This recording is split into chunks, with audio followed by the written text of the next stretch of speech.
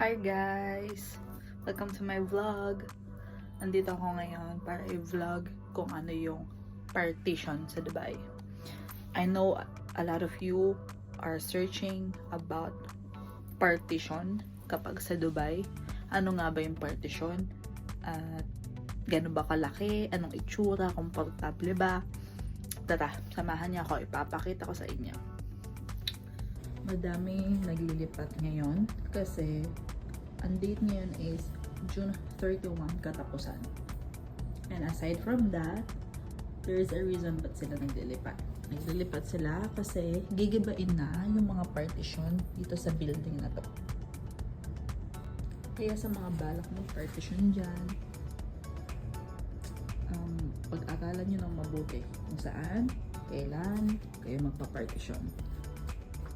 Umpisahan natin dito guys ang tour. Pagpasok ng flat, ito yung flat. Masukin natin sa isang flat. Ito ay 2-bedroom flat. Sa 2-bedroom flat na to guys, hinati ito sa 7 partition. Basically yung isa hindi siya partition kasi big room siya. Siya yung isang kwarto na maliit. Sa 2-bedroom, di ba isa masters, isa yung regular na kwarto. Yung masters, ayan, hinati sa 3 partition yung masters bedroom. Yung 4, 5, 6. Ayan. May 2 washrooms.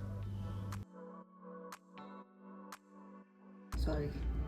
7 rooms ang meron dito. Hinati sa 7 rooms. Ito yung kusina dito guys. Ayan yung mga rice cooker. Kasi nga, kada room yan. Kada room, may kanya-kanya ng rice cooker. Kanya-kanya ng gamit. Kanya-kanya na lalagyan ng plato. Kanya-kanya ng, ayan, cabinet. May mga number yung mga cabinet. Lagayan ng mga pang-sangkap, condiments, ng mga, ito, ayan. Kapag pala partition, sometimes all in, sometimes hati-hati ang gas, ganon. All in, kasama na ang tubig, ayan yung washing, kasama na ang kuryente, nandyan yung ref nyo, ayan, ito ang lutuan, ito, gas to, hati-hati kami, 7 room, hati-hati.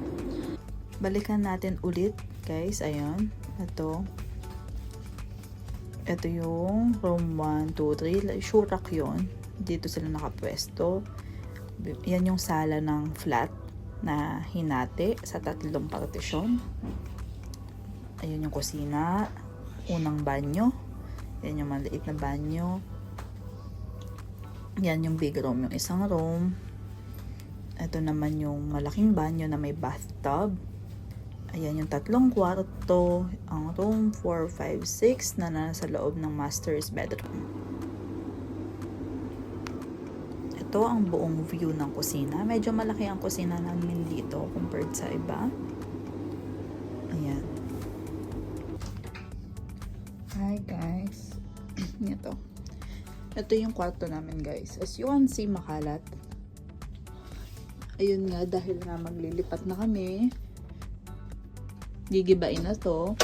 Kaya nga I decided na mag-vlog kasi baka lang naman ito na yung pinaka last time na magpa-partition kami or mag-open ng partition dahil nga napakainit sa mata ng mga government ng Dubai ang partition dahil sa sunod-sunod na sunog na nangyari dito sa area na to.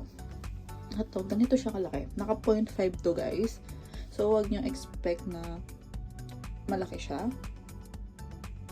So, i-stretch ko yung kamay ko para makita nyo gano'n siya kalaki.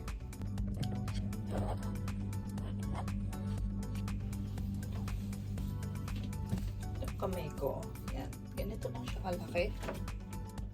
Pagpagalitin natin, ganito.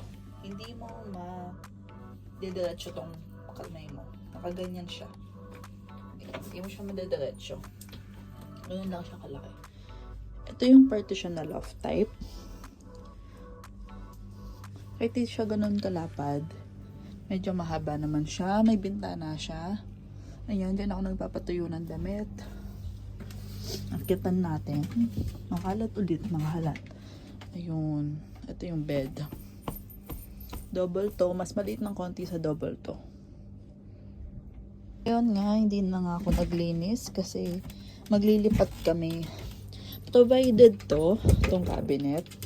Ito lang yung provided. To kasama na to sa hagdan. Ayun. Ito, upuan, at yung lamesa. Yan, ganyan lang siya kalaki. How much yung binabayaran namin sa partition na to? This cost around 1,900 dirhams. 1,900 dirhams times 15. Kayo na mag-convert, ganun ang presyo niya sa peso. Mahal ang bahay dito. Sobra. Para sa akin, halagang yan, hindi pa ito ganun ka-comfortable. Kasi nga, may kahati ka sa lahat. Tapos yung soundproof, hindi ganun ka-soundproof. Naririnig mo pa rin kapag may sobrang ingay. Kung maingay ako, naririnig nila ako. Kung maingay sila, naririnig ko sila. Ganun. So, hindi siya ganun ka-comfortable kung sanay ka sa tahimik na lugar. Pero may mga partition na tahimik, may mga partition na sakto lang. Depende. Hindi ganun kadaling maghanap. Ayun. Like what I said, nag-empacking ako ngayon. May mga box ako. Ano na yung mga gamit na hindi namin ginagamit. Nakapack na. Para ready na kami maglipat bukas. Doon sa lilipatan namin. Ang lilipatan namin is room na. Hindi na siya partition. So, kung may kasama man kami, hindi na ganito. Ito nga pala. Ito nga pala guys. Ito yung ano niya. Kung maririnig nyo, plywood yan. Yan yung nagse-separate sa mga bawat rooms dito. Nilagyan lang nila ng ganyan. Ayan o. Kahoy. Para syempre medyo comfortable naman kaysa sa mag-bed space ka. Ang mga bed space dito nasa around 1,000 dirhams. Times 15. Nasa 15,000 sa peso ang bed space dito.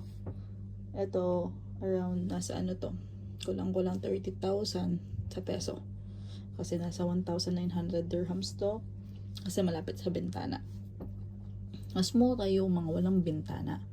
Less 100 dirhams. Nasa 1,800 sila. As partition. Ayan guys, if may questions kayo regarding partition, comment down below. I will try to answer them to help you. And pagkaroon kayo ng idea kung paano tumira sa partition, kung anong pakiramdam. Magtanong na kayo at susubukan ko sagutin para naman alam nyo na yung expectation nyo pagdating dito sa Dubai. See you on my next vlog. Bye bye!